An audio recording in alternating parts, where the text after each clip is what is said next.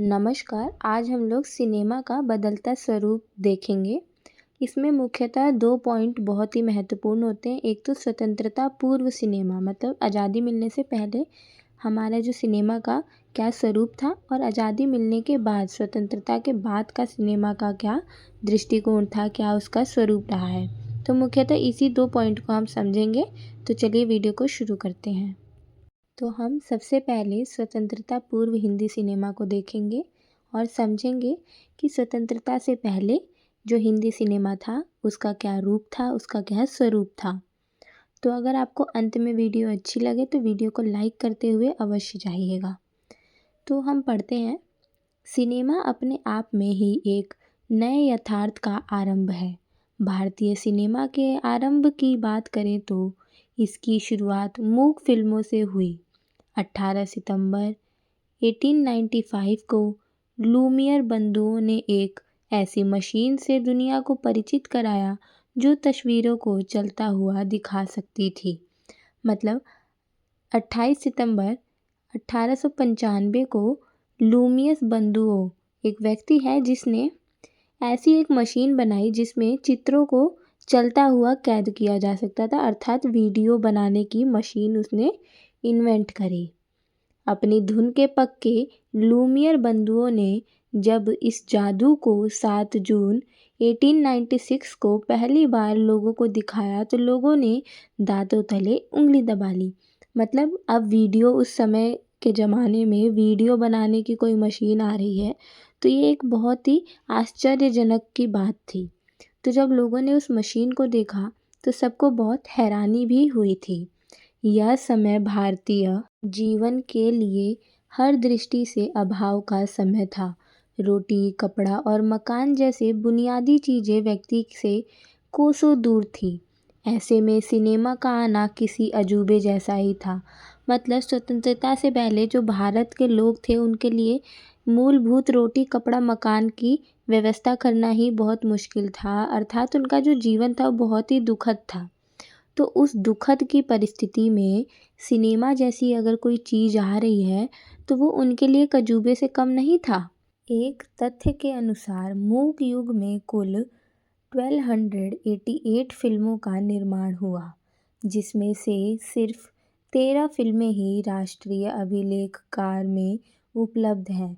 मतलब जब आप देखोगे इतिहास को तो स्वतंत्रता से पहले 1800 के समय में जब वीडियो बनने की मशीन ही 1895 में विकसित हो रही है, उसका निर्माण हो रहा है, तो एकदम से तो वीडियो में आवाज़ वाली फीचर्स तो आ नहीं पाएंगे।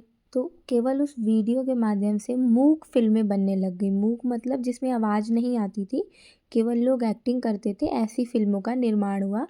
और एक अंदाज़ा लगाया जाता है कि 1288 फिल्में बनी थी, परंतु आज के समय में केवल उनमें से 13 फिल्में ही आज संरक्षित है और फिल्में उड़ चुकी हैं, मतलब वो समाप्त हो गई हैं।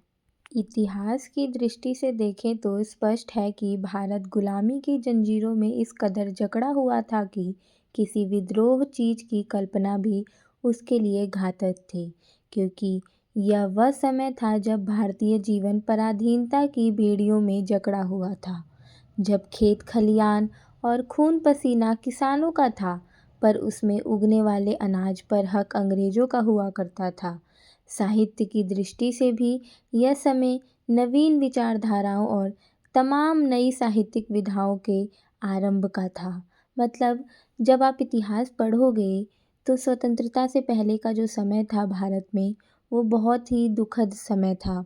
लोग बहुत ही ज़्यादा दुख थे, वो अपनी पराधीनता की बेड़ियों में बंधे हुए थे, वो हारे हुए थे, वो अंग्रेज़ों के गिरफ्त में थे।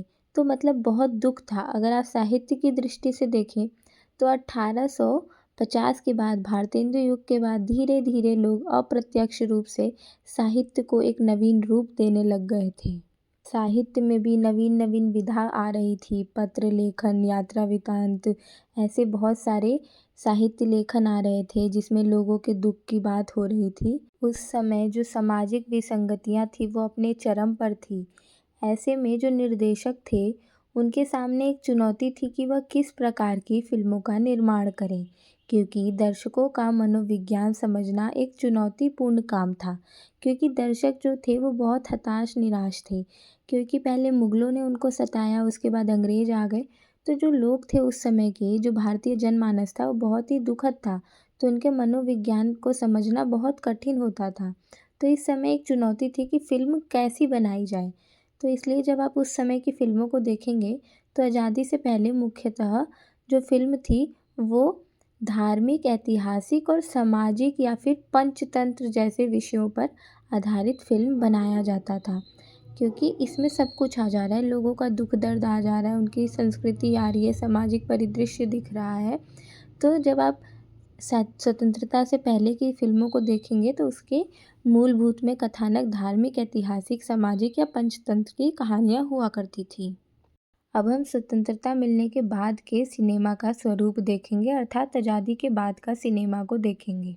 देश 1947 में आज़ाद हुआ तो मानो फिल्मी संगीत को कोठों और नाटकीयता के करीब पहुंच रही शास्त्रीयता से आज़ादी मिली।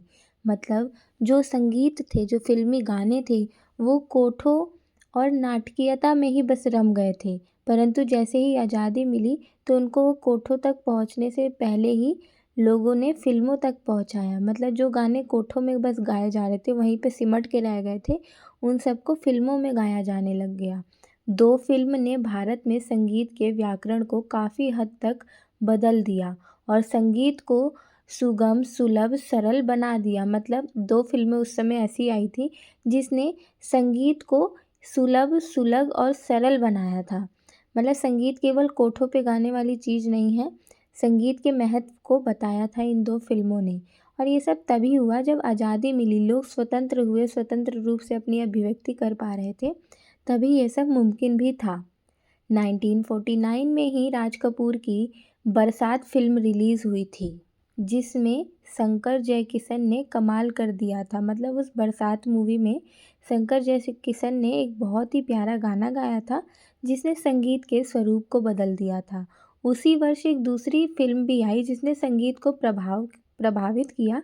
वो फ़िल्म थी कमाल अमरोही की महल फ़िल्म थी, जिसमें संगीतकार खेमचंद्र प्रकाश ने भी संगीत को सुगम बनाने में योगदान दिया। मतलब आज़ादी के बाद फ़िल्मों में संगीत का स्वरूप उभर कर आया। जो संगीत केवल कोठों तक सिमट के रह गया था, उस संगीत को एक बड़ा प्लेटफ़ॉर्म मिला। फ़िल्मों के माध्यम से संगीत का स्वरूप भी उभर कर सामने आया। लता मंगेशकर के नेतृत्व में देश के ज़्यादातर गायकों की आवाज़ को आज़ादी मिली और स्वतंत्र रूप से गायन को आगे बढ़ाया। स्वतंत्रता के बाद फ़िल्म भी स्वतंत्र रूप से फ़िल्मों में कार्य करने लग गई थी। फ़िल्में पूरी तरह देश का साथ देने लग गई थी। स्वतंत्रता के बाद का जो सिनेमा था, वो हिंदी सिनेमा के इतिहास का स्वर्णिम अध्याय माना जाता है। मतलब स्वतंत्रता के बाद जो सिनेमा का रूप आया था, जो वो समय था, उस समय को सिनेमा के इतिहास में स्वर्णिम युग कहा जाता है, गोल्डन पीरियड कहा जाता है। वह आज़ाद मानसिक क्षमता की स्वतंत्र अभिव्यक्ति थी। मतलब जो उस समय का सिनेमा था, वह एक आज़ाद, एक स्वतंत्र मानसिक क्षमता की अभिव्यक्ति करती थी। आज़ादी के बाद भारत की स्थिति मानसिक रूप से अच्छी नहीं थी। भारत लहूलुहान था, कहार रहा था। ऐसे में सिनेमा ने भारतीय जनमानस को मानसिक सहानुभूति प्रदान की। मतलब आज़ादी के बाद कितने लोगों ने अपने जान को न्यौछावर किया, हिंदू मुस्लिम अलग हो गए थे, भाई भाई अलग हो गए थे, एक दूसरे के खून के प्यासे थे। उस समय सिनेमा ने मानसिक रूप से भारतीयों की मदद की, उनको सहानुभूति प्रदान किया, उनके मानसिक स्तर को स्टेबल किया। आज़ादी के बाद एक दूसरे के बीच वैमनस्य की नींव पड़ गई थी, जो देश की राष्ट्रीयता एवं संस्कृति के लिए बड़ा खतरा था। अतः कौमी एकता और सांप्रदायिक सौहार्द उत्पन्न करने के लिए सिनेमा ने महत्वपूर्ण भूमिका निभाई। मतलब आज़ादी के बाद जब एक दूसरे के लोग बीच, मतलब एक दूसरे के खून के प्यासे हो गए थे, जब एक दूसरे के लिए कड़वे शब्द निकाल रहे थे वो लोग, तो उस समय सांप्रदायिक प्रेम लाने के लिए, एकता लाने के लिए सिनेमा ने बहुत बड़ी भूमिका निभाई थी। पड़ोसी जैसी फिल्म के माध्यम से सिनेमा ने सांप्रदायिक ताकतों पर गहरा प्रभाव किया था। मतलब सिनेमा ऐसे ऐसे फिल्मों का निर्माण कर रही थी जिससे सांप्रदायिक दंगे रुक जाएं, लोगों में प्रेम भावना दोबारा उमड़ कर सामने आए। राजनीतिक, सामाजिक, सांस्कृतिक या धार्मिक सभी परिदृश्यों पर सिनेमा ने अपनी भूमिका निभाई और भारतीय जनमानस में एकता स्थापित की और लोगों को फिल्मों के माध्यम से नैतिकता प्रदान की।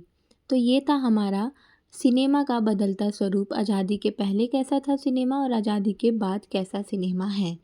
तो ये था हमारा आज का उत्तर। आशा करती हूँ आपको ये उत्तर बहुत ही सरलता से समझ आया होगा। अगर वीडियो थोड़ी सी भी अच्छी लगी हो तो मेरी मेहनत के लिए एक लाइक अवश्य करें, क्योंकि मेरी भी व्यस्तता है, पर उसमें मैं आप लोगों के लिए समय निकाल के अगर वीडियो बना रही हूँ तो आप मेरे लिए इतना कर सकते हैं। और अपने दोस्तों के साथ वीडियो को ज़रूर शेयर कीजिएगा।